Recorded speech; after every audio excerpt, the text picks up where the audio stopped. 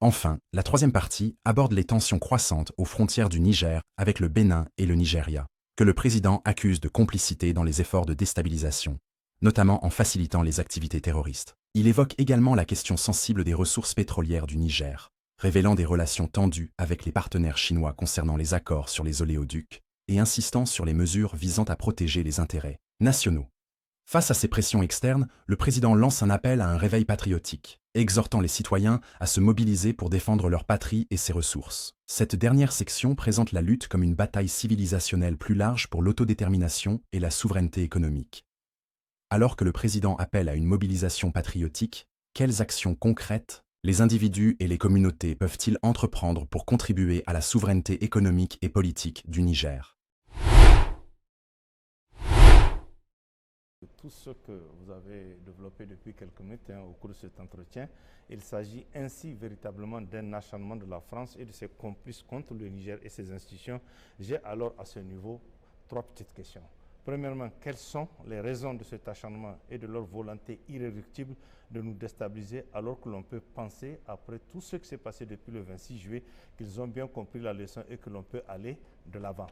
Deuxièmement, Monsieur le Président, avons-nous, en ce qui nous concerne le Niger et la Confédération AES en général, une réponse et une stratégie commune pour y faire face?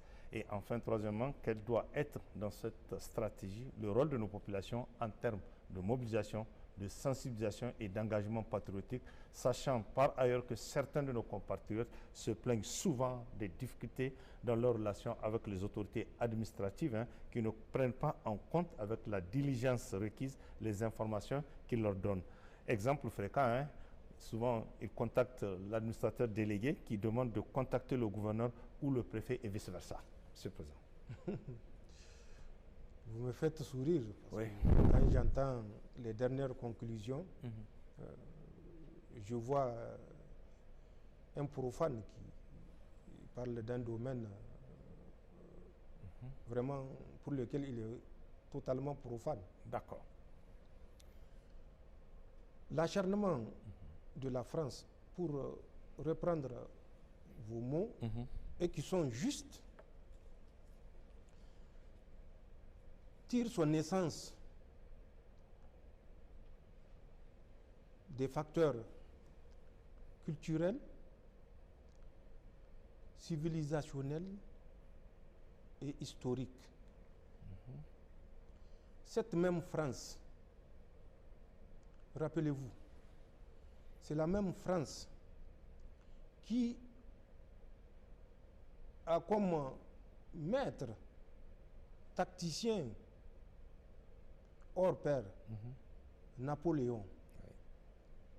Le même Napoléon, c'est ça, qui avait dit que le mot, je n'aime pas l'utiliser, mais l'africain, lui, c'est pas le mot qu'il a utilisé. C'est un mot que je ne prononcerai jamais. Il dit, ne connaît pas la liberté. Donc, il faut lui servir toujours le repas de l'asservissement, de l'esclavage, du mépris et de la domination. Ça, c'est encore des mots allégés par rapport à ce qu'il a fait ou il a dit. C'est le même Napoléon, déjà vers 1796, va envoyer des navires pour soumettre Haïti. Nous savons comment ça s'est terminé. Le mépris avec lequel ils ont abordé le peuple haïtien a été honteusement révélé parce que le peuple haïtien avait mis en déroute et capturé plusieurs dizaines de navires français transportant des hommes pourtant aguerris contre des populations deux fois désarmées. Mais c'est le patriotisme, la dignité qui avait pris le dessus.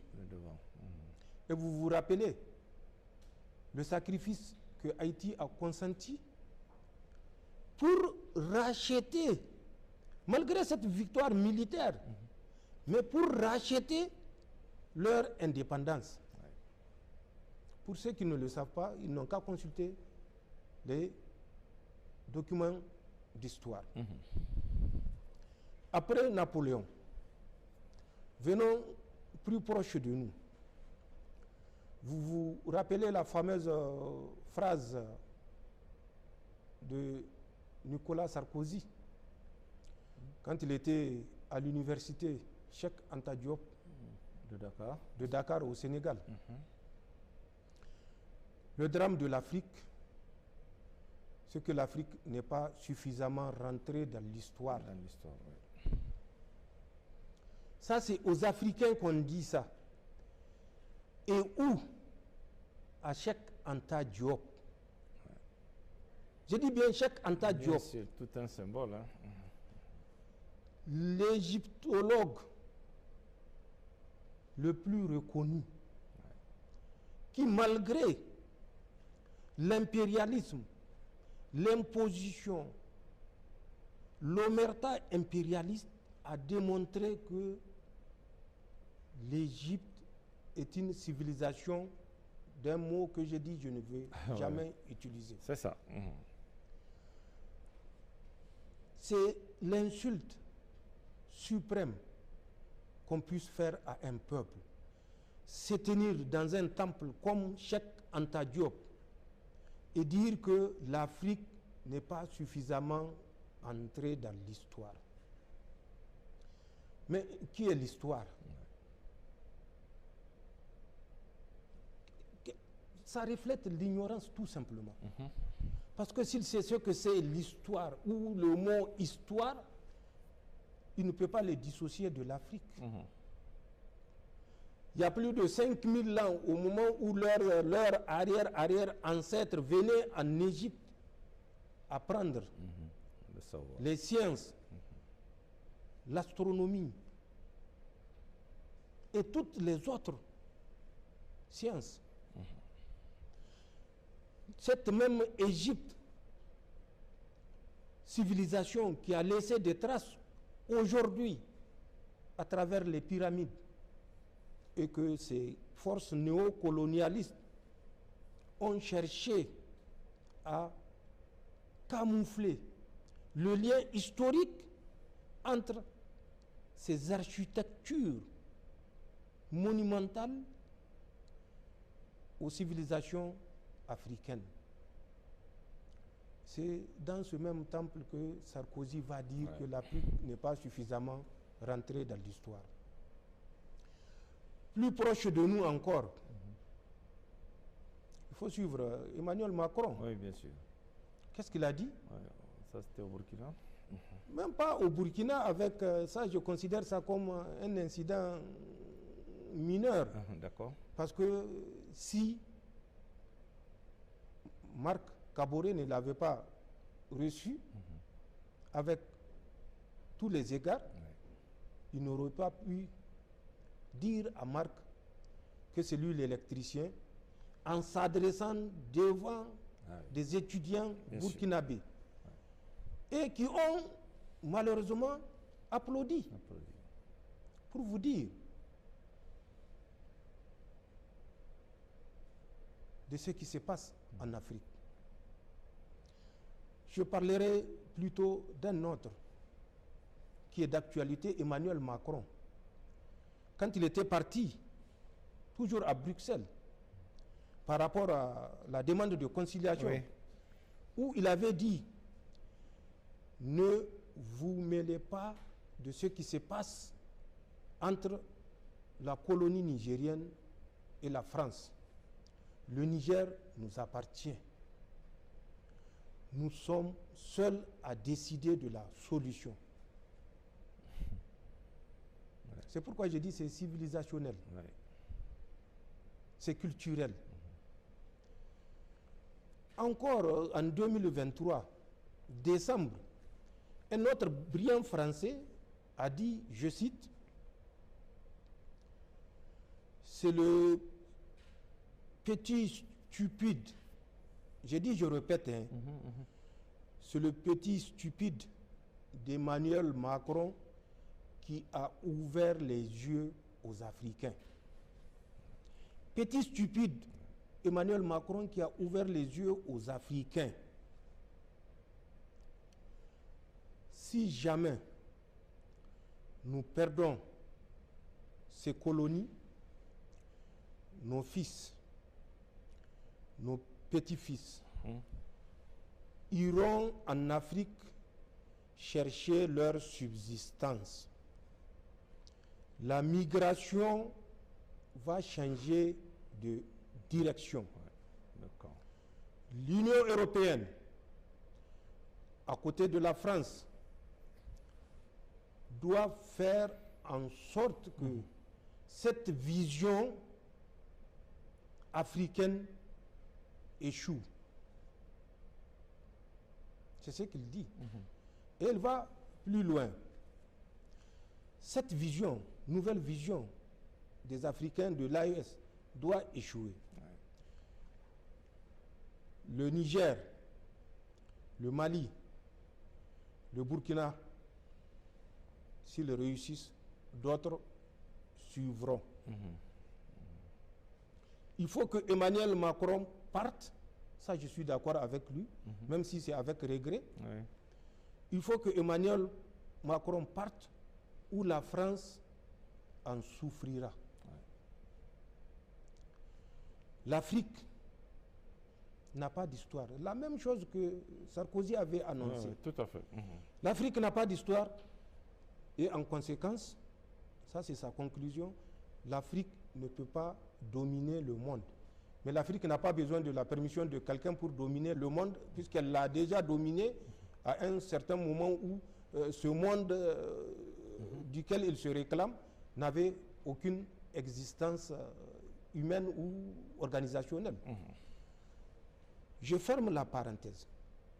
Et c'est pourquoi je dis, tout ce qui se passe, cet acharnement pour la France et le fait que nos pays ne méritent aucun égard. Nos pays doivent rester les colonies qu'on exploite à volonté. Et c'est ce qui me ramène vers nos ressources naturelles qui sont un autre point. En plus du mépris affiché, il y a ces ressources naturelles qui sont la base de l'acharnement français. Parce que les Français l'ont compris avant le Nigérien, à commencer par l'uranium, exploité depuis plus de 50 ans, depuis 68. L'uranium a fait la prospérité de la France. Les Français l'ont compris. Mais l'uranium a fait la misère et la mort des Nigériens. Ça, malheureusement, les Nigériens ne l'ont pas compris.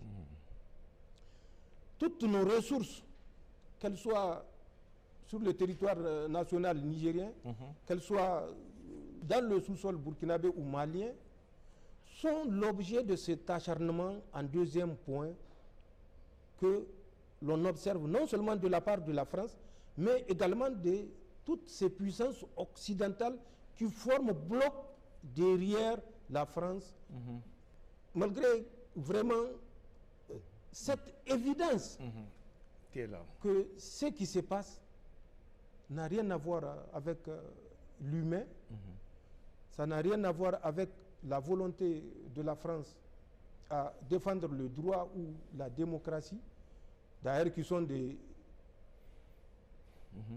données à géométrie variable qui évoluent en fonction du contexte et des intérêts de ces puissances. Donc, c'est ce qui fait que la France s'acharne contre nous. Et troisième explication, c'est la Confédération.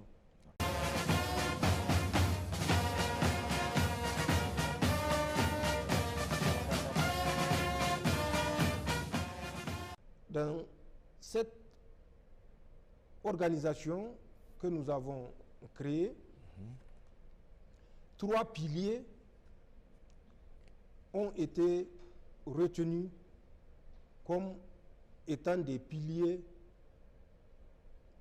impérativement commun à nos trois États. La défense, la diplomatie et le développement. La défense, nous avons abordé la force unifiée. Avant même que cette force unifiée soit créée, je l'ai expliqué que nous menions des opérations soit avec le Burkina ou avec le Mali, et le Mali également avec le Burkina. Mais sur le plan de la diplomatie, nous avons décidé que tout ce que nous allons faire et toute décision que nous allons prendre doit faire l'objet d'une concertation entre nos trois États, entre les États de l'espace confédéral.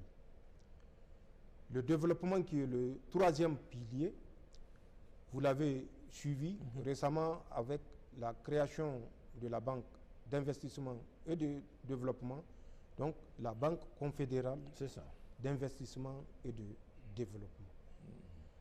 Cette banque, dont le capital est estimé à plus de 300 milliards, sera constituée par les efforts propres, endogènes des États de la Confédération. Donc, c'est pour vous dire que, et sur le plan défense, sécurité, et sur le plan diplomatie, et sur le plan développement, les États de la Confédération s'activent et c'est une réalité. Nous ne sommes pas restés dans la théorie stérile. Car comme le dit un sage, la théorie sans pratique est stérile, la pratique sans théorie est aveugle. Nous ne voulons être ni l'un ni l'autre. Au sein de la Confédération, nous agençons les deux pour atteindre nos objectifs. Et c'est ce que nous faisons effectivement au sein de cette Confédération pour répondre à votre question. D'accord. La troisième, je rappelle, M. quel doit être dans cette stratégie le rôle de nos populations en termes de mobilisation, de sensibilisation et d'engagement patriotique, sachant par ailleurs que certains de nos compatriotes, ils se plaignent souvent des difficultés dans leurs relations avec les autorités administratives qui ne prennent pas en compte la diligence requise, les informations qu'ils leur donnent. Exemple fréquent, ils contactent l'administrateur délégué qui demande de contacter le gouverneur ou le préfet et vice-versa. Je crois que le terme le plus approprié, bon, au moment où vous préparez ces questions, certainement, il n'y avait pas ces données que je viens de révéler. Si les compatriotes, justement, qui se plaignent, mais moi que je dirais, qui désormais se plaignaient, ont suivi ce que moi je dis. D'accord. La mobilisation de l'Union européenne derrière la France, et quand je dis mobilisation, elle est totale. Elle est financière, elle est diplomatique, elle est économique, elle est militaire. Avec le soutien, je l'ai dit, d'une puissance autant de Joe Biden, qui accompagner aveuglément les décisions françaises tout simplement parce que le Niger devait rester une colonie et que les richesses du sous-sol ou du sol nigérien sont françaises. Si les gens savaient toute cette mobilisation qui avait eu pour conséquence de créer dans un premier temps, à travers le rappel historique que j'ai fait des mouvements de déstabilisation jusqu'au Sahel, où ces puissances ont mobilisé ce qu'on appelle, je n'aime même pas utiliser ce nom, puisque ça n'a rien d'État islamique au Sahel. L'islam, ce n'est pas au Niger qu'on apprend l'islam. Nous avons connu l'islam au 6e califat, 666, au Niger. Au moment où beaucoup d'autres pays ne savaient pas ce que c'est l'islam. D'autres pays arabes. C'est ça. Je parle de 44 ans après l'hégire, à travers Bousr Ben Abi Arta, dans les oasis du Kawa. Nous avons connu l'islam en 666. C'était le 6e califat. Aujourd'hui, près de 1400 ans que le Niger a été en contact de l'islam. 1400. Nous sommes à l'an 1446 de l'islam. C'est ça. Donc, ça n'a rien d'islamique, ce qui se passe. C'est un crime organisé. Oui. Un crime organisé par les puissances occidentales que nous connaissons. La France soutient le JNIM, ce qu'ils appellent le groupe de soutien à l'islam et aux musulmans. Quels musulmans on soutient? Le Niger est à 95% musulmans. C'est massacrer les Nigériens qui est un soutien à l'islam. Le Mali, autant. Le Burkina, autant. C'est en massacrant des Nigériens, des Burkinabés et des Maliens qu'on soutient l'islam et les musulmans. L'islam que nous connaissons depuis 1400 ans. Il y a ce groupe-là qui est actuellement et qui a comme leader Iyad Agali, que tout le monde connaît. Iyad Agali, c'est la France. Et celui qui est chargé de la propagation, ce qu'ils appellent islamique, propagation islamique, un certain Abu Hamza al-Shingieti ou quelque chose comme ça. Shingieti, c'est extérieur à notre espace. Bien sûr. Pour vous dire, donc ça n'a rien de musulman, parce que c'est des musulmans qui sont tués chaque jour. Rappelez-vous de Fambita, 44 fidèles, un mois de mars, un mois de carême, exécutés par des gens manipulés. Manipulés pour des raisons de cupidité, des raisons d'ignorance, mais malheureusement face à des puissances qui manipulent même des États, à plus forte raison des regroupements d'individus qu'on peut facilement induire en erreur en leur montrant que voilà la cause que vous défendez. D'accord. La France soutient ce groupe-là. Les États-Unis sont avec ce qu'ils appellent l'État islamique au Grand Sahara, le IGS, c'est l'État islamique. Oui.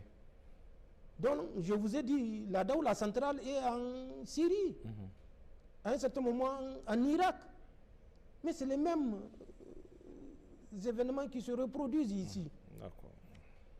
Pour que les gens comprennent les enjeux de ce qui se passe actuellement, il faut qu'on évite de nous faire croire ce qui n'est pas ça. Et il faut qu'on évite de croire facilement quand la version vient de la France et de rejeter systématiquement ce qui vient de nos autorités, parce que nos autorités, mais ça, je l'ai dit, ce n'est pas tous les peuples de la Confédération, sinon je ne serais pas assis ici en train de vous parler.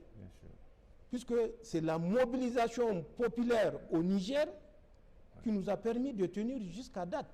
Tout à fait. Mais bien sûr, parmi les Nigériens, il y a des gens qui sont manipulés. Et je vous l'ai dit, à travers cette cellule Sahel de l'Élysée, qui fait ce travail d'intoxication à travers l'OIM, la DGSE française et la direction géopolitique du ministère français des Affaires étrangères. Toutes ces communications, tous ces tweets qui inondent, où vous voyez vers Mangaise, 135 gardes nationaux ont disparu. Leur chef qui est parti pour chercher à savoir ce qui se passe a été abattu.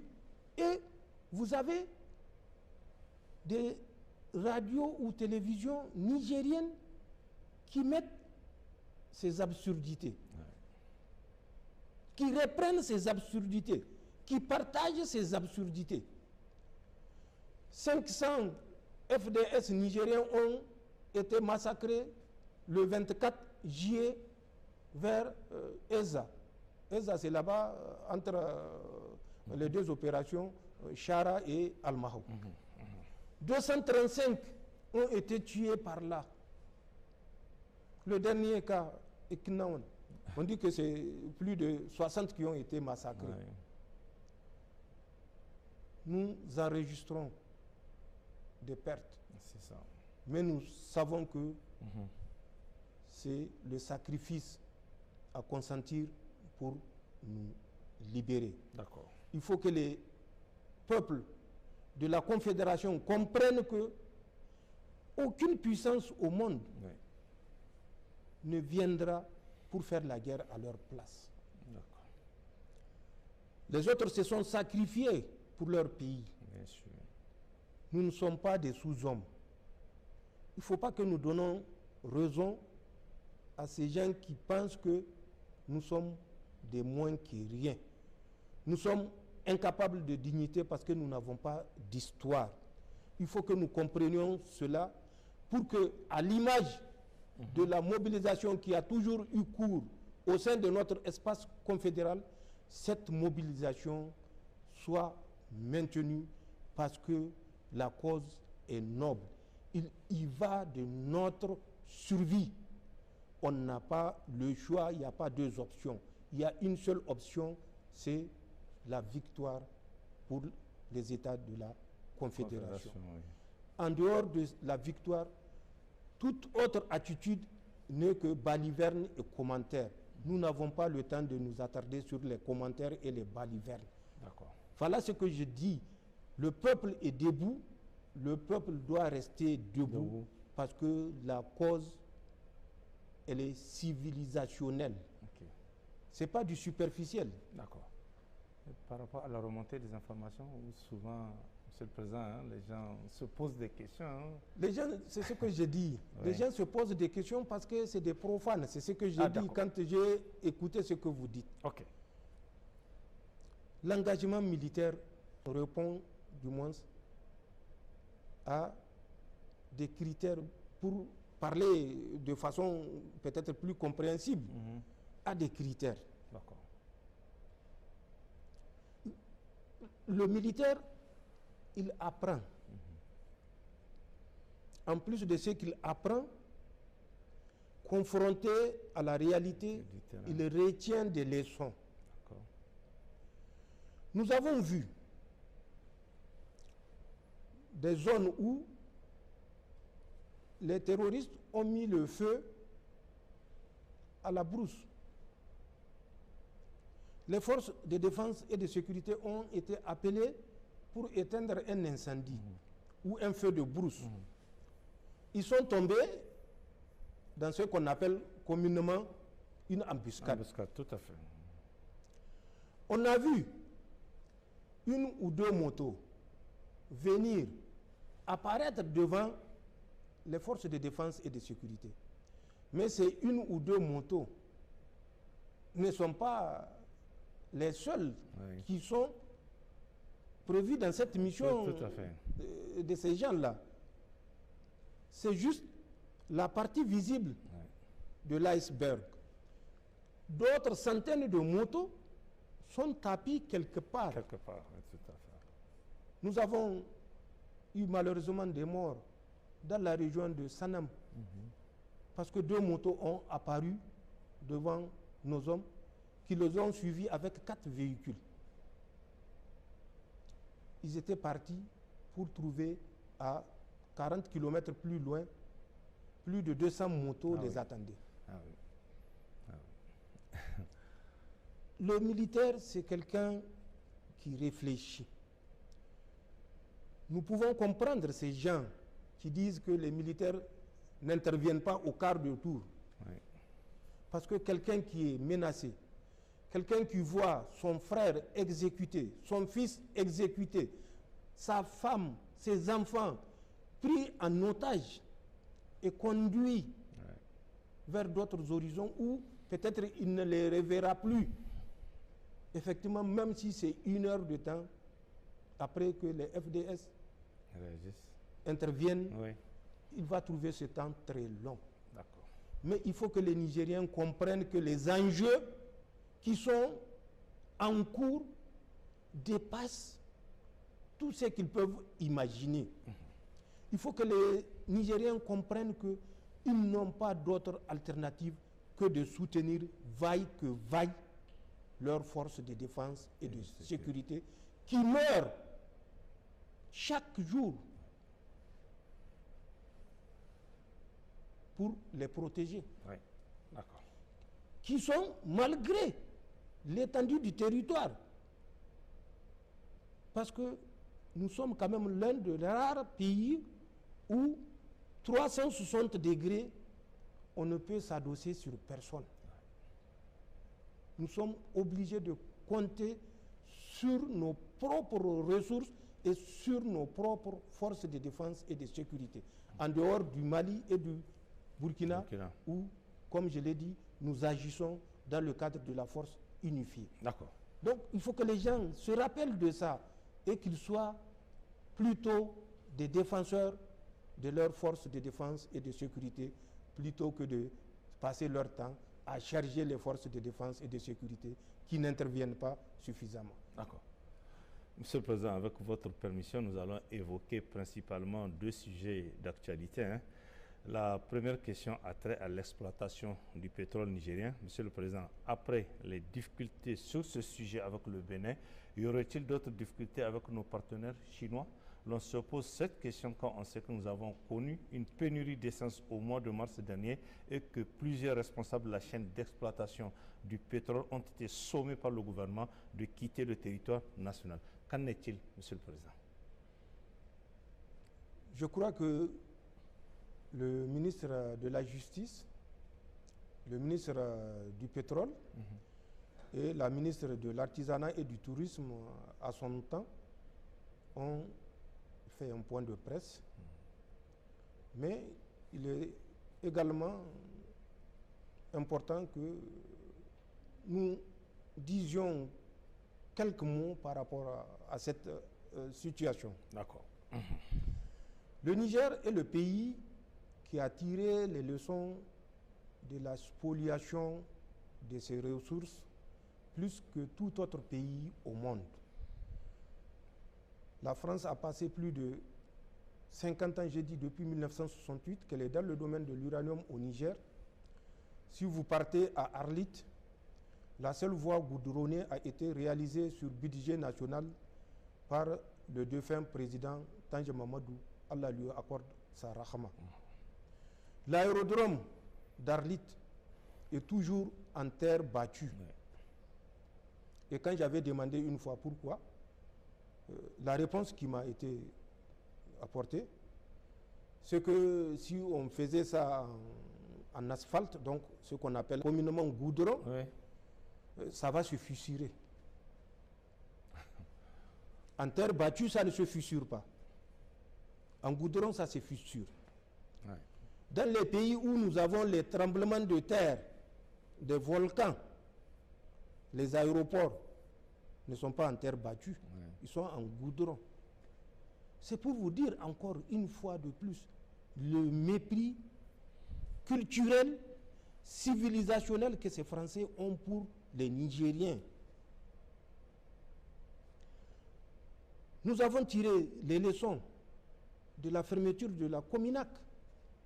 Aujourd'hui, Orano s'est retiré des travaux de réhabilitation du site de la Cominac, où ils ont passé plus de 50 ans à s'enrichir sur le dos des Nigériens. Et ils laissent cette tâche-là aux Nigériens. Puisque ce n'est pas des Français qui meurent, c'est des Nigériens qui meurent. Ce n'est pas les nappes phréatiques françaises qui sont polluées, c'est les nappes phréatiques nigériennes. Par rapport à ça, en toute responsabilité, nous avons commandé un audit de l'exploitation du pétrole au Niger. Pour ce qui est de l'uranium, tout ce qui s'est passé, je n'ai pas besoin de revenir là-dessus. Les premières conclusions ont montré des manquements importants dans l'exploitation du pétrole. Exploitation également qui a abouti, il faut le rappeler, et le rappeler toujours grâce au président Tandja Mamadou, Allah lui accorde sa rahma. Au moment où on riait de lui, on se moquait de lui, ces mêmes personnes-là, de Taïwan ou le chaos, ce sont ces mêmes personnes qui ont dit qu'il n'y a que de l'eau dans le sous-sol nigérien. Il n'y a pas de pétrole. Ouais. Et que Tandja serait un illuminé qui pense que les Chinois peuvent venir lui extraire du pétrole. La suite, tout le monde la connaît. Je n'ai pas besoin de revenir là-dessus.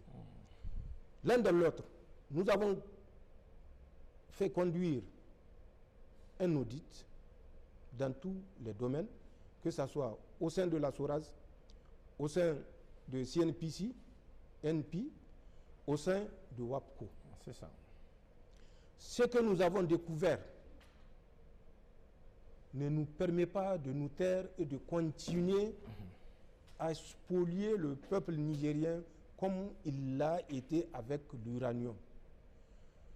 Nous avons relevé les premiers points de divergence avec lesquels nous avons approché nos partenaires chinois de SORAS, CNPC-NP et WAPCO, à travers leur DG, pour leur montrer les griefs que nous avons par rapport à l'exploitation de notre pétrole qui a cours jusqu'à date et que nous devons impérativement changer pour éviter que l'histoire se répète. Ils ont pris note, ils ont demandé qu'il y ait un écrit avec le relevé de ces griefs-là, ce qui a été fait à travers le ministère du pétrole. Il était convenu de se réunir souvent pour débattre, échanger et trouver des points d'accord. Malheureusement, les 3 DG ont méconnu la souveraineté de notre pays. Ils ont cherché à se comporter comme Sylvain était sur notre territoire. Nous avions dit que malheureusement nous sommes au regret de constater qu'ils ont la mémoire courte. Les relations entre la Chine et le Niger sont des relations anciennes qui ont connu des moments de turbulence avec ces mêmes régimes que ces DG de la CNPC ou de SORAS ou de WAPCO protègent parce qu'il y a des intérêts mafieux communs, jeu auquel on n'est pas prêt, nous, à jouer. Parce que nous avons juré pour dire que entre nous et le peuple, Allah est le témoin, et celui qui trahira l'autre, Allah lui rende justice. Les croyants croiront et sauront que tout ce que nous ferons, c'est l'intérêt de notre pays que nous mettons en avant. Jamais notre intérêt. Je regrette de voir dans les écrits, même si je sais d'où ça vient, que voilà, les gens ont des marchés de plusieurs milliards, mais le trésor est là. Le trésor nigérien a le luxe de payer plusieurs milliards de commandes publiques. Mais un peu de bon sens. Le trésor qui, pour pouvoir payer les soldes de 179 000 fonctionnaires, c'est ce même trésor-là qui va se donner le luxe de payer des commandes d'un ministère à plusieurs milliards. Où est-ce qu'il a ces milliards-là? Ils n'ont qu'à aller voir la directrice générale du Trésor et de la comptabilité publique. Elle doit être actuellement sous observation. Ouais. Parce que c'est la fin du mois. Ah oui. Ouais. Donc, nous avions dit que nous ne sommes pas prêts à jouer ce jeu de corruption. Ce que nous ferons, c'est dans l'intérêt supérieur de nos populations que nous avons juré devant Allah de ne jamais trahir et que nous ne trahirons jamais, Inch'Allah. Je vais vous donner quelques points de divergence. Par rapport au salaire, quelle est la justification que ces gens-là donnent? Que les travailleurs expatriés ont un niveau de vie élevé dans leur pays et que leur salaire ne peut pas être comparé à celui des Nigériens. La même citation que les Français, dernièrement avec ceux qu'on a nationalisé, la Nigérienne des eaux. Des eaux, tout à fait.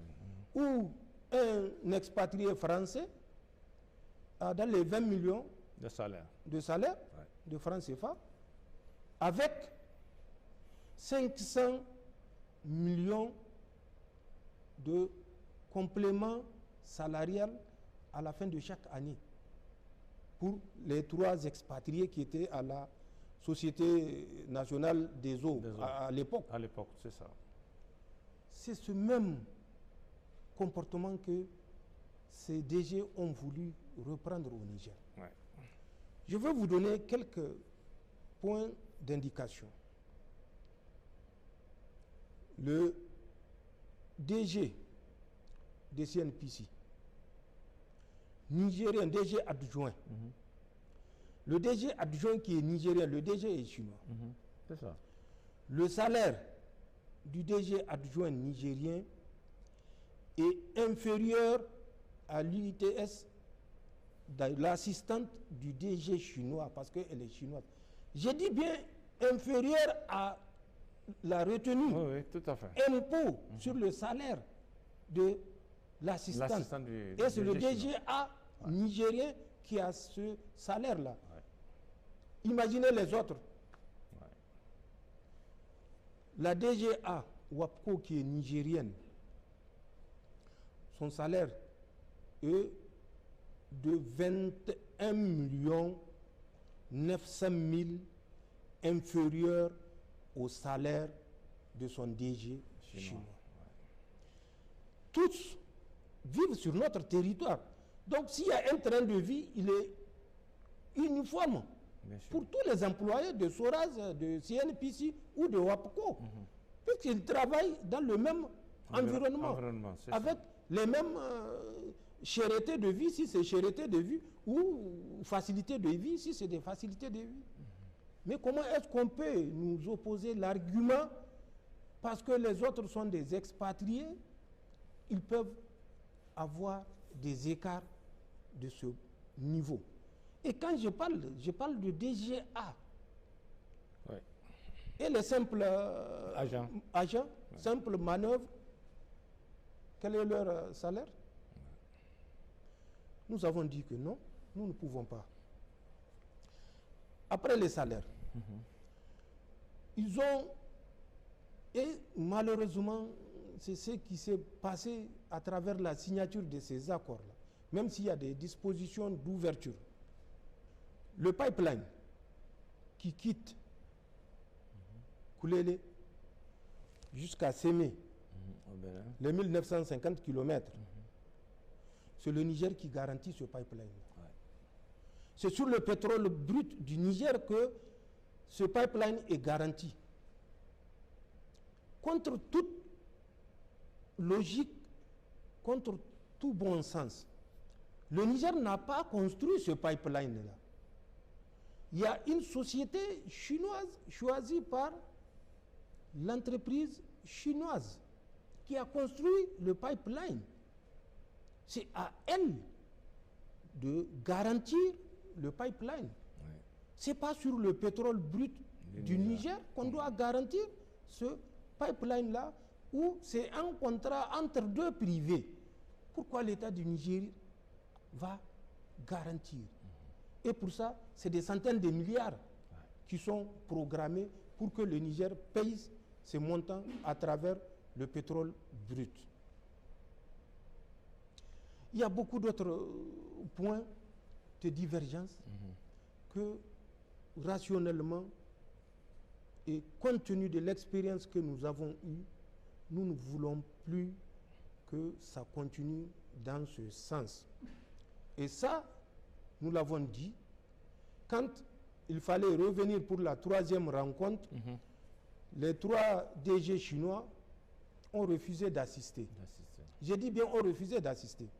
Ils ont envoyé des représentants qui eux-mêmes, au cours de la réunion, ont été rappelés par ces DG pour qu'ils quittent la réunion. C'est ce que j'ai dit. Les gens n'ont rien retenu de ce qui s'est passé entre la France et nous. Mais ce qui est plus dramatique, c'est que l'ambassadeur de Chine était informé au jour le jour de cette situation.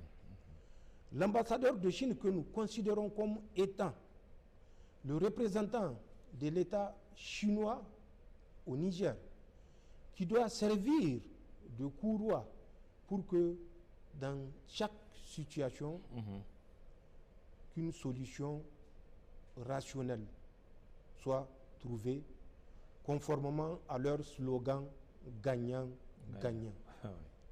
Mais ce n'est pas ce à quoi nous avons assisté. Il y a beaucoup d'autres points que je ne m'étalerai pas ici à dire, qui ont caractérisé cette tension qui s'est fait remarquer pendant un certain moment, qui a jusqu'à conduit le Niger à demander le départ de ces 3 DG et leur remplacement par la Chine. Mieux, ils disent que soit c'est les 3 DG là qui reviennent ou personne d'autre. C'est pour vous dire ce qui se passe. Et ça, l'ambassadeur est au courant, comme il est au courant de beaucoup d'autres choses que nous lui avons personnellement dit de vive voix, soit à travers un ministre d'État ou bien à travers ma propre personne. Donc, c'est ce qui fait que nous ne sommes plus disposés à donner la joue gauche, parce que Orano nous a giflé sur la joue droite. Nous ne sommes plus disposés à donner la joue gauche à quelque partenaire que ce soit. Que tous ceux qui veulent venir au Niger investir, qu'ils viennent investir parce qu'il y a des intérêts à investir au Niger.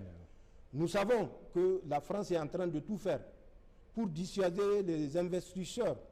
Et ça, je ferai également une petite extrapolation pour vous dire que les Français sont partis jusqu'à concevoir des prises d'otages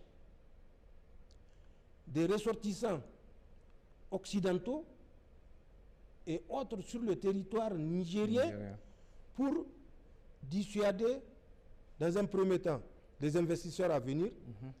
Dans un deuxième temps, comme ils l'ont dit, contraindre l'Union européenne à rester avec eux pour revenir au Niger.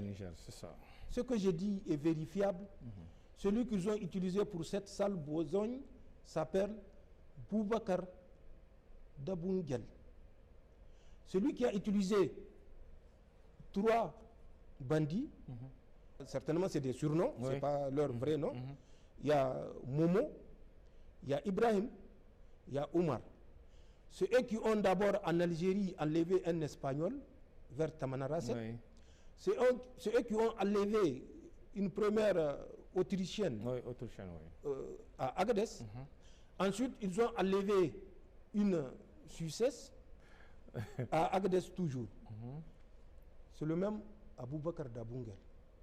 Et c'est une planification des Français, des éléments sont là, et ils veulent toujours être les pyromanes qui reviendra jouer aux sapeurs-pompiers. C'est pour vous dire la perversion de la politique française qui a cours, qui couvre dans le lit du lac Tchad, je ne l'ai pas dit, des abus sur nos compatriotes et les compatriotes nigérianes, tchadiennes certainement, camerounaises, où ils ont transformé le lac Tchad en un camp de proxénétisme ouvert. Les différents chefs terroristes. Abou Oumaima, il a 4 épouses. Mais en plus de ces 4 épouses, il a plus d'une 50aine d'esclaves sexuels qu'ils appellent les Kouyangu. Kouyangu, K-O-U, Yangu, Y-A-N-G-O-U. Pour ceux qui écrivent en français, et pour ceux qui écrivent en anglais, c'est de supprimer les O. Ils auront le nom Kouyangu. Il a plus de 50. C'est la même de l'autre Habib, lui également, en plus de ses opus officiels, il a des Kouyangu. Bakoura, il a 50 conteneurs à lui seul que les Français lui ont acheminés pour servir d'habitat à ces Kouyangu. Ce sont des jeunes fillettes de 10 ans, 11 ans ou plus qui sont kidnappées et qui sont exploitées non seulement par ces terroristes et leurs chefs, mais également par les forces françaises qui sont dans le lit du lac Tchad. Ils sont dans le lit du lac Tchad à travers leurs instructeurs. Actuellement, c'est une dame, certainement ce n'est pas son vrai nom, elle se fait appeler Sarah, mais nous savons que ce n'est pas son vrai nom. C'est elle qui forme les femmes dans ce qu'ils appellent les Nguemas, ceux qui sont formés pour aller commettre des attentats suicides. Ça, c'est la France, le pays de liberté et de la démocratie qui couvre des actes comme ça. Et face à une Union européenne, rester aveugle. C'est des situations comme ça que nous ne voulons plus vivre. Cette même France qui a transporté des terroristes dans le nord de notre pays, ils croient qu'on ne le sait pas. Mais de l'autre côté de la frontière, c'est une position que les Français ont fait occuper par les terroristes de Abou Oumaima à compter du 25 janvier. Ils sont partis par vague. Le 25 janvier, c'est 150 qui sont partis sous le commandement de 7, ce qu'ils appellent caïds, c'est-à-dire les commandants des opérations. 7 caïds ont conduit une compagnie à 150 hommes. Ils se sont installés, suivis en février d'un deuxième groupe, lui constitué d'une 50aine de Nguemas. Les Nguemas, ce sont ceux qui commettent les attentats suicides. Et pour quel objectif? Le site pétrolier nigérien, auquel ils ont promis aux terroristes, quand ils vont occuper les champs pétroliers nigériens, et là nous l'avons dit également à l'ambassadeur chinois, quand ils vont occuper les champs pétroliers nigériens, ils vont partager les revenus avec ces forces néocoloniales qui ne sont plus des forces djihadistes ni terroristes. Le terrorisme, ils l'utilisent comme mode opératoire. Mais ce n'est pas une appellation. Donc ces forces composées d'auxiliaires tirailleurs néocoloniaux sont positionnés là-bas pour conquérir dans un deuxième temps le champ pétrolier nigérien. Nous l'avons dit à l'ambassadeur, nous avons dit mieux à l'ambassadeur quand ils se sont engagés dans des négociations en septembre, octobre, avec Salah, Mahmoud Salah, qui a été pris le 22 février par les forces armées libyennes. Libyennes, c'est ça. Les Chinois étaient partis le voir pour lui proposer 10 millions suite à l'attaque exécutée par Moussa Kounami le 21 juin dans la zone de Tesker. Ouais.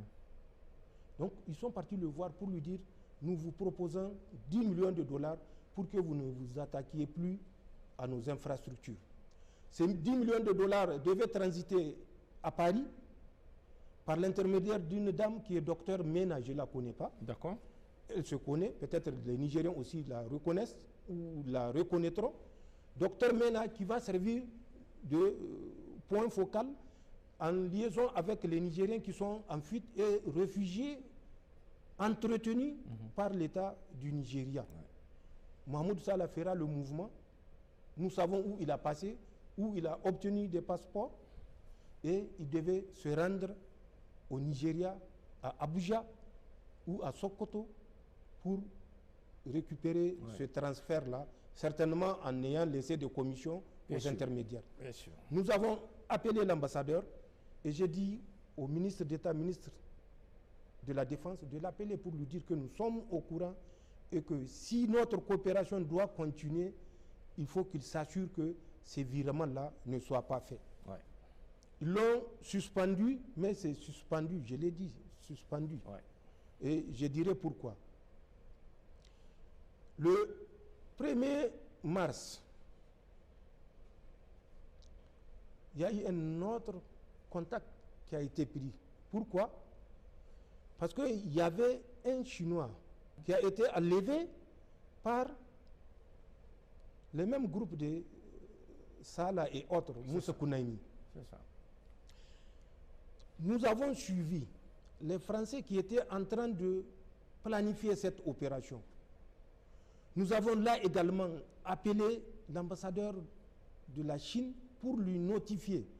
Voilà l'intention des Français. Faire feu de tout bois pour prendre le contrôle du champ pétrolier d'Agadem. Ils ont envoyé à travers les Moussa Kounami, le Mahmoud Salah, des éléments pour kidnapper des expatriés chinois et réclamer de l'argent. Nous l'avons informé. Je l'ai mieux orienté vers la DG2SE pour lui faire un mémo qu'il doit transmettre à ses compatriotes qui sont sur le champ pétrolier. Qu'aucun Chinois ne bouge sans escorte. Qu'aucun Chinois ne bouge sans escorte. Il a pris note, on lui a remis le mémo, il est parti. Moins d'une semaine après, on apprend un Chinois s'est levé avec un véhicule de garde pour sortir en mission. Et pire, l'itinéraire qu'il a suivi, personne n'est au courant de cet itinéraire-là. Pour faire simple, la route qu'il a suivie, personne n'est au courant de cette route-là. Il s'appelle Zhao Wendong. Ils sont partis en cours de route, comme par magie, ils ont été interceptés. Nos deux gardes qui l'accompagnaient ont été abattus. Abattus, carrément. Lui, il a été enlevé. Pour vous dire, le 1er mars, ils se sont déplacés, les Chinois, pour aller à l'intérieur d'un pays voisin, négocier avec ces mêmes bandits qui ont enlevé le Chinois pour leur proposer 15 millions de dollars et 150 véhicules 4x4 de type Toyota. Quand nous avions appris ça, là également, nous avons convoqué l'ambassadeur pour lui dire cette façon de faire n'est pas de nature à réconforter l'État nigérien à avoir confiance. Ils ont fait semblant de suspendre, mais nous avons appris le 22 de ce mois de mai que le Chinois a été libéré sans que personne ne sache. Il a été tranquillement amené vers Djibela, il paraît, et déposé avec une réserve alimentaire.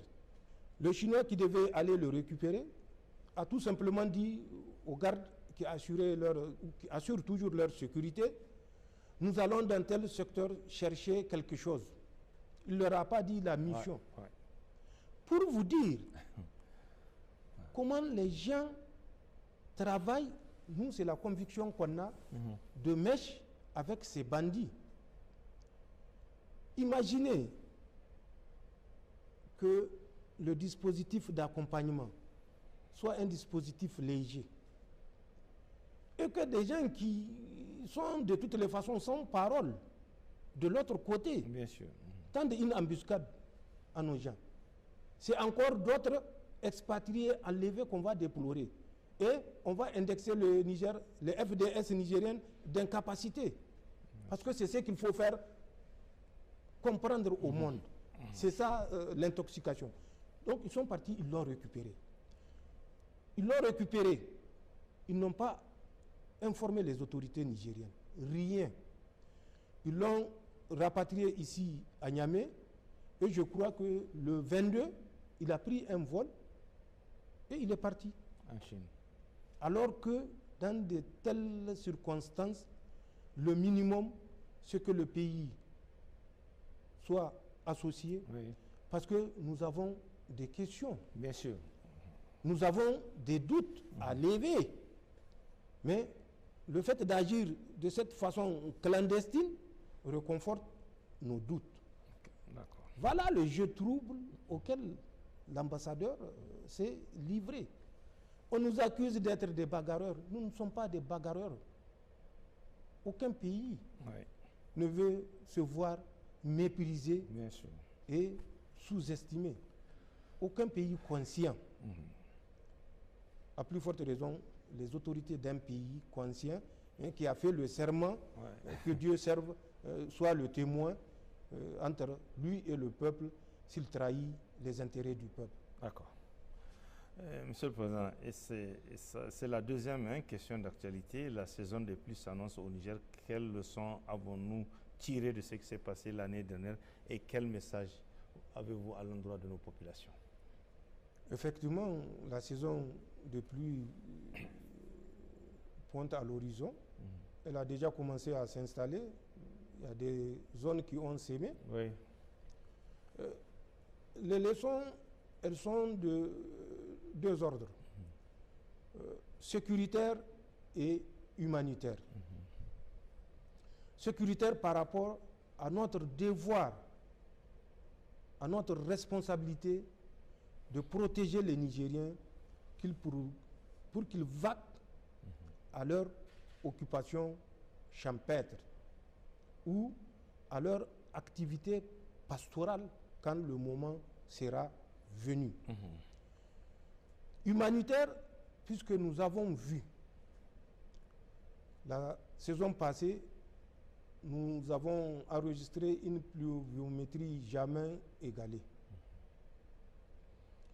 Nous avons perdu plus de 300 compatriotes que nous avons pris l'engagement d'assister et que nous avons assisté sur ressources propres à hauteur de 12 milliards de francs CFA. Nous n'avons jamais demandé l'aide internationale, nous n'avons jamais demandé ou déclaré l'état de catastrophe au Niger. Parce que nous savons que si nous nous organisons mieux, nous pouvons porter une réponse adaptée à toute situation sur notre territoire. Les populations nigériennes sont assez vaillantes, sont assez résilientes pour faire face à toute situation et c'est ce que nous voyons.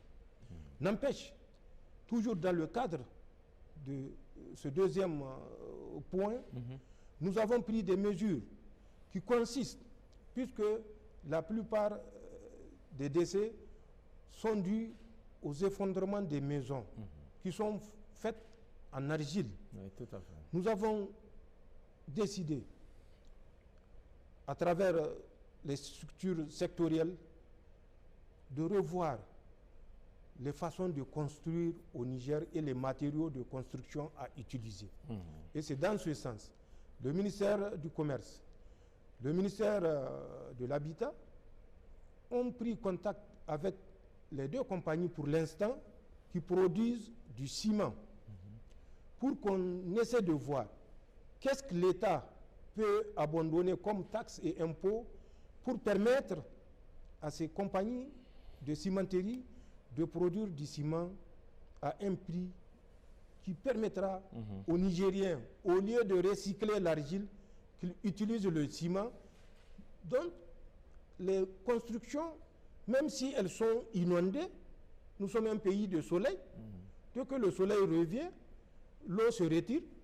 Ce sont vos effets qui seront mouillés. Vous séchez, ça va sécher les 30 minutes qui suivent.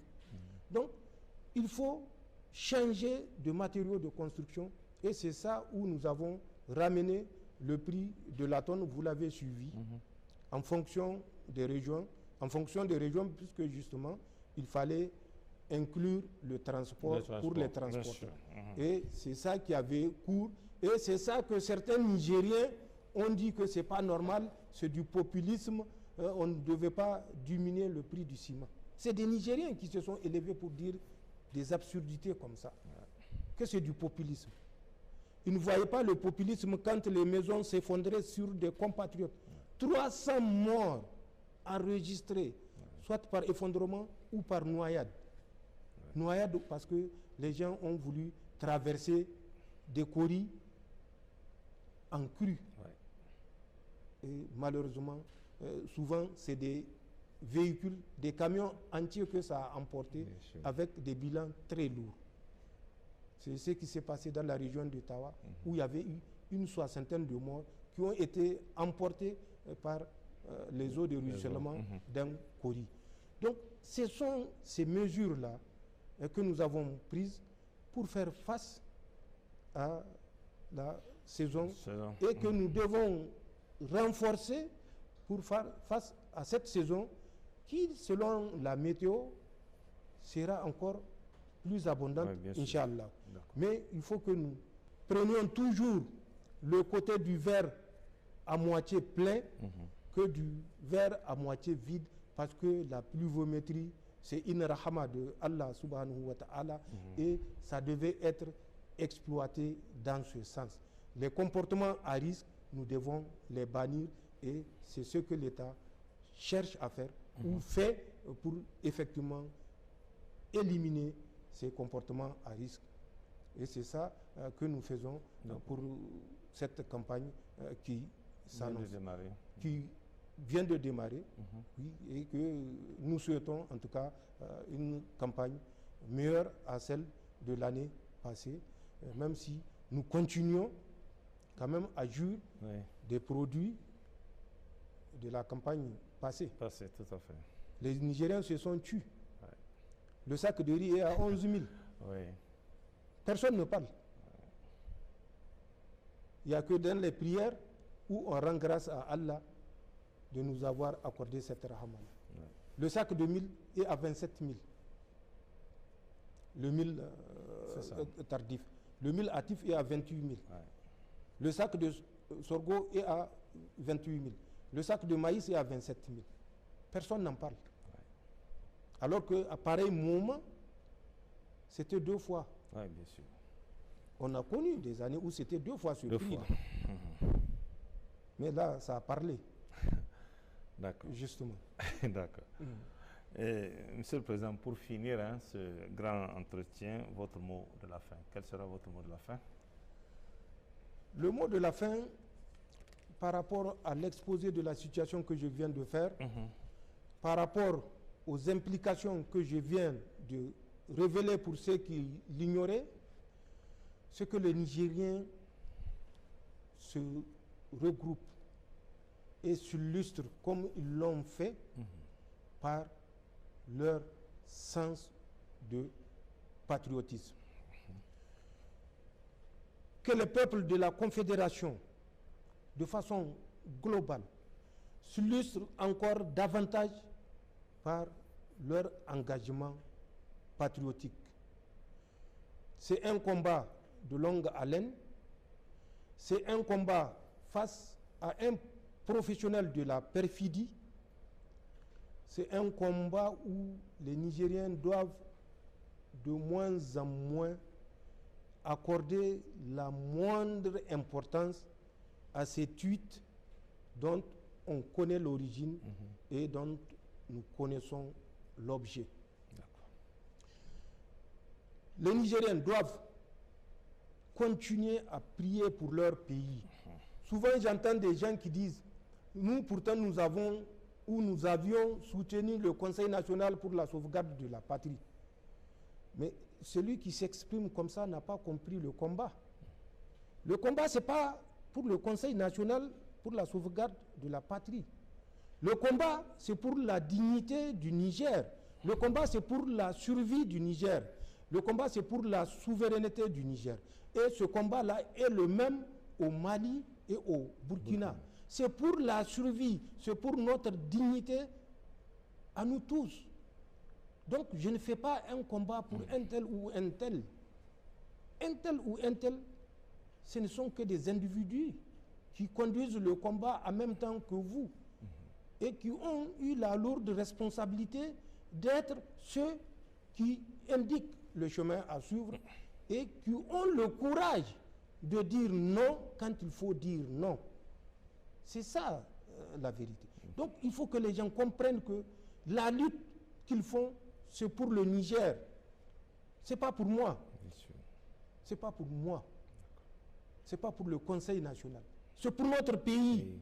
Nous sommes un pays de peuples fiers, multimillénaires. C'est parce que les gens ignorent leur histoire qu'ils se sous-estiment. Nous sommes un peuple organisé il y a plus de 5000 ans. Le Niger. Il ne faut pas prendre le Niger pour la République de 18 décembre 1958. Ah oui, bien sûr. Ça, c'est la colonisation. C'est une terre ancienne, le Niger, plus de 5000 ans. Donc, il faut que les Nigériens soient convaincus qu'ils sont chacun pris membre d'un peuple digne, fier, ancien, d'une civilisation antérieure à la civilisation de ceux qui veulent nous apprendre les leçons de démocratie et de dignité. Il faut que l'ensemble des Nigériens se concentrent sur les prières pour leur pays, pour leur confédération. Si nous avons tenu, en plus de notre volonté, il y a la volonté d'Allah subhanahu wa ta'ala que nous implorons chaque fois que nous prions. Quand je prie, je ne prie pas pour moi, je prie pour mon pays. C'est ce que je considère que chaque Nigérien se mette dans sa tête quand il prie d'abord pour son pays. Parce que le jour où le Niger cessera d'exister, lui-même cessera d'exister en tant qu'individu, en tant que Nigérien, puisqu'il n'y aura plus de Niger. Il n'y a plus de patrie à chérir. Cet appel-là que je lance aux Nigériens. Renforcer les prières, que ce soit dans les villes et dans les campagnes. L'État fera sa part. L'État ne trahira jamais, parce que l'État a pris conscience qu'il a mis Allah, subhanahu wa ta'ala, entre lui et son peuple. S'il trahit son peuple, Allah est le plus sage des juges. Ce que Allah n'a pas jugé, un individu ne peut pas s'arroger ce droit-là. Il faut que, même si nous ne croyons pas, quand même, nous croyons à quelque chose. Bien sûr. Donc, cette chose en laquelle nous croyons, sachons que c'est elle qui est l'être suprême, qui est la chose suprême. Et pour nous, c'est Allah. Et c'est devant Allah que nous avons juré de défendre les intérêts de notre peuple et nous le ferons, Inch'Allah, jusqu'à notre dernier souffle. Non. Que les Nigériens soient soudés, restent soudés, qu'ils évitent de céder aux sirènes ethnocentristes, régionalistes, néocolonialistes qui ne font que remplir un agenda, l'agenda des puissances coloniales à travers des miettes qu'on leur donne, à travers du pouvoir qu'on leur miroite ou qu'on leur fait miroiter. Vous aurez un deuxième mandat, vous aurez un troisième mandat, vous aurez un quatrième mandat, massacrez vos populations. Et en avant marche, on massacre les populations. Vous aurez tant de millions, vous aurez tant de logements, vous aurez tant de ceci, allez-y, donnez-nous les renseignements, faites diffuser ces informations et vous les faites diffuser. Étant conscient que ce que vous faites est nuisible. Et pour ça, j'attire l'attention de la presse. La France a ce qu'ils ont appelé Agence française de développement des médias. Agence française de développement des médias à travers Canal France International. Oui. Ils ont créé une organisation qu'ils appellent Crossover. Crossover, it is not French, it is not British but French. French, yes. So, ils ont créé cette ONG-là avec un nom anglais pour faire certainement diversion. Oui. À travers cette ONG, ils recrutent des journalistes, des, comment vous les appelez, ceux qui interviennent sur les réseaux sociaux, oui. Des activistes. Mais c'est des activistes oui. Intéressés. Intéressés, ok. C'est en dizaines de millions de francs CFA qu'on leur donne comme budget. Ouais. Donc, Crossover est un démembrement de Canal France International, lui-même qui est piloté par l'Agence française pour le développement des médias. Toutes ces intoxications-là sont également issues de cet outil-là ouais. Qui est malheureusement piloté par des journalistes et nigériens. Nous savons, hein, puisque en novembre 2024, oui. Ils étaient au Sénégal pour une formation, nous le savons. Qu'ils ne pensent pas qu'ils ont passé inaperçus et qu'ils ont franchi les barrières, nous le savons, mais nous les observons. D'accord. Parce que nous savons que Allah déjà a décidé de leur sort. Nous ne faisons que suivre. Mais nous ne restons pas passifs. Donc, que ces gens comprennent que tout ce qu'ils vont faire contre leur pays n'est pas dans l'intérêt de leur pays. Il faut qu'ils arrêtent de jouer le jeu que nous voyons. D'autres prêtent leur page à la DGSE française. Utilisent leur page.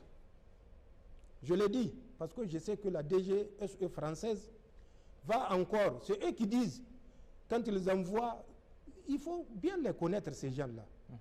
Quand ils envoient un message, ils disent, bon, nous sommes sûrs que la présidence va saisir des téléphones, ou bien le ministère X va saisir des téléphones. Mais c'est ce qu'ils ont fait. Une anecdote, quand nous avions fait les dernières révélations, oui. Tous les agents de la DGSE française qui ont servi au Niger, au Mali ou au Burkina ont été soumis au polygraphe. Le polygraphe, c'est le détecteur de mensonges. Parce que pour eux, ces minables des Nigériens ne peuvent pas connaître notre secret sans que ça ne soit à travers nos propres compatriotes. Ouais. Ils les ont humiliés, ils les ont mis en quarantaine, ils les ont passés au polygraphe, le test de mensonge. Et après, je ne sais pas qu'est-ce qui est advenu de ces victimes-là. Ouais. Mais qu'ils sachent, le déménagement qu'ils sont en train de préparer, d'ailleurs ils ont accéléré sur les 20 hectares de Fort-Neuf, nous sommes au courant. Okay. Les 6000 bureaux qu'ils veulent construire avec 130 000 mètres carrés de plancher, nous sommes au courant, nous avons déjà des bureaux réservés. Nous saurons, Inch'Allah, tout ce qu'ils vont faire parce que leur malveillance n'est pas agréée. Nous comptons sur les Nigériens de rester fermes. ce que nous leur dirons n'est que pure vérité. Si les Français ne sont pas en train d'envisager le déménagement parce qu'ils pensent qu'on a infiltré leurs murs au boulevard des Mortiers pour revenir à Fort-Neuf sur 20 hectares, ils n'ont qu'à sortir pour démentir. Ils avaient, c'est vrai, un projet depuis 2021, mais ce projet était en latence. Ouais. Il a fallu le réactiver à coût de milliards d'euros pour le réaliser et dans un laps de temps. Et cette décision a été prise suite à nos dernières interventions de décembre, où ils ont traumatisé ou humilié leurs propres concitoyens qu'ils pensaient être à la base des fuites qui nous ont permis d'entretenir les Nigériens. Donc, ce que nous disons, nous n'inventons rien, c'est la triste vérité. Que ceux des Nigériens ou des Burkinabés ou des Maliens qui jouent le jeu de la France comprennent que c'est un jeu d'humiliation, de dégradation et de manque de dignité. C'est une voie sans justice. Rien n'est au-dessus du Niger, rien n'est au-dessus de notre espace confédéral, rien pour les Maliens n'est au-dessus du Mali, rien pour les Burkinabés n'est au-dessus du Burkina.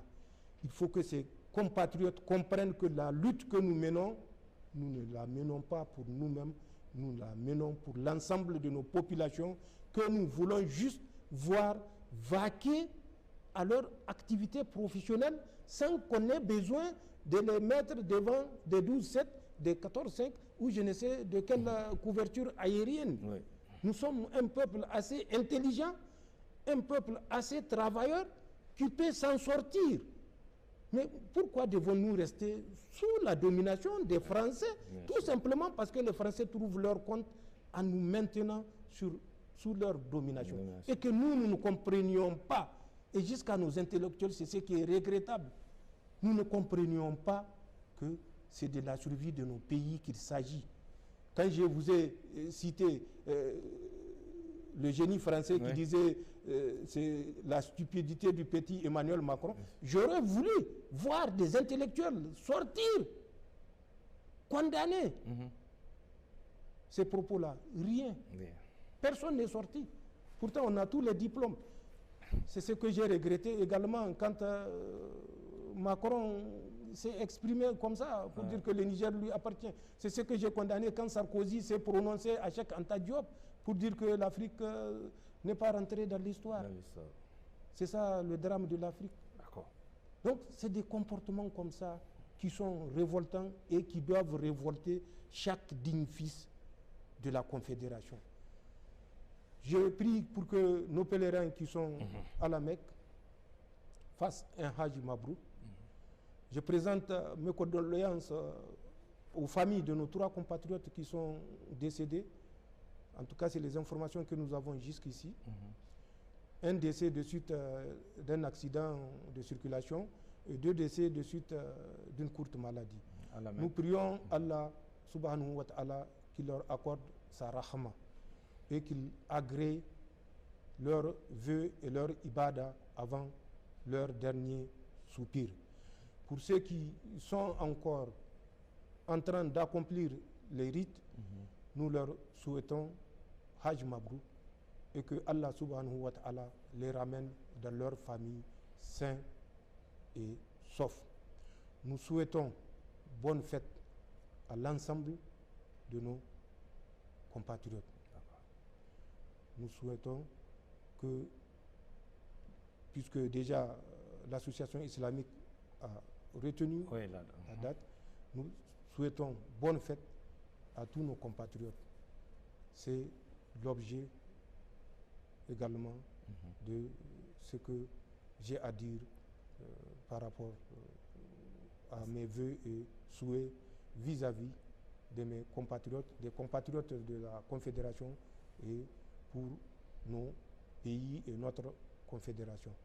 Allah nous couvre de sa rahma infinie, qu'il nous protège des malveillants et de leur malveillance, qu'il fasse que la Confédération triomphe de toute malveillance.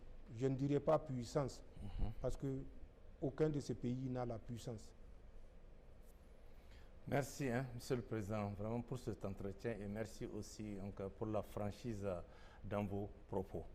Mesdames, Messieurs, c'est la fin de ce grand entretien qu'a bien voulu nous accorder le Président de la République, le général d'armée Abdrahmane Tchiani. Merci de l'avoir suivi et excellente soirée à tous.